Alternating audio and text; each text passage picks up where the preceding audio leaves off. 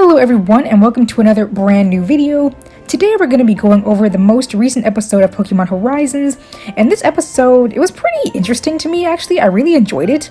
I was actually really surprised with how it turned out.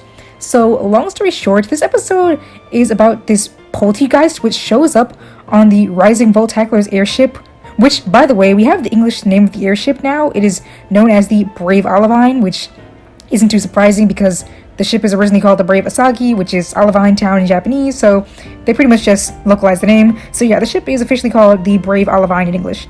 But anyway, this episode really starts out with this purple liquid being found all over the ship, causing, Fuecoco and everyone else to slip around, and they're trying to figure out where this liquid is coming from, what it is, and they end up finding that it is coming from this Poltegeist, which has come onto the ship.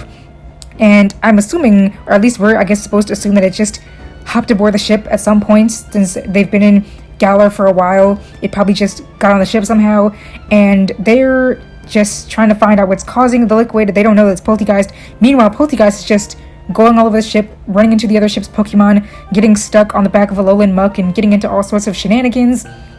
And yeah, long story short, it is pretty amusing, mainly because I just like being able to see the other personalities of the Pokemon on the airship. We haven't really seen any of the personalities of those Pokemon. We only really see, the main Pokemon of Liko and Roy, and we see Dot and Quaxley and a few of the other Pokemon owned by the Voltaclers. But, I'm talking about Noctowl, Snorunt, Shuckle, Alolan Muck. We don't really get to see much of them at all, so I was really happy to see a lot of them today, just see their camaraderie and seeing them interact. Even the, the eye catch or the eye card, the little screen that pops up before the commercial break and after the commercial break, that screen was focusing on the Pokemon of the Brave Olivine, and I just thought that was so cute, and I really hope we can get more episodes focusing on these guys, because it was really funny just seeing all their interactions. And long story short, Poltegeist wants to have a battle with Shuckle, not sure why, but for whatever reason he wants to challenge Shuckle, so they have this little battle, and I say battle in quotes because they really just kind of spar for a little bit and then they're done, so it's not really much of an actual battle, but they end up having this little sparring match, and then Poltegeist uses tea time and makes some tea for everyone, and that's pretty much it. And then it officially just joins the crew as one of their roaming wild Pokemon now. So yeah, overall not too much really action packed, but like I said, I was just happy to see more attention going to these Pokemon that are really just in the background most of the time. They don't really end up doing that much, and I've wanted to see them in the spotlight, getting into the actual plot for a while now, just doing things.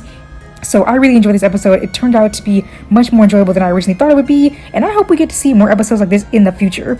And if we'll see more Pokemon joining the Brave Olivine crew, I don't know, that would be kind of interesting. Personally, I don't think we need to have too many new Pokemon joining the crew, because there's already so many and we barely see them, so I don't want this to be like a common occurrence, but I do want to just see more of them interacting, so that'll be fun.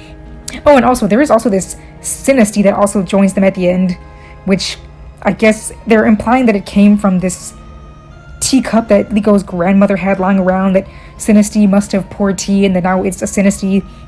So yeah, officially a Poltegeist and a Sinistea have joined the main cast. But long story short, that's pretty much the end for this episode review. Like I said, it wasn't too action-packed, but I enjoyed it, and I hope we get to see more episodes in this format, or just seeing more of them, even if they're not on the airship, just seeing them out and about doing more things. That would just be great for me. So you guys can let me know what you guys thought of this episode, if you enjoyed it.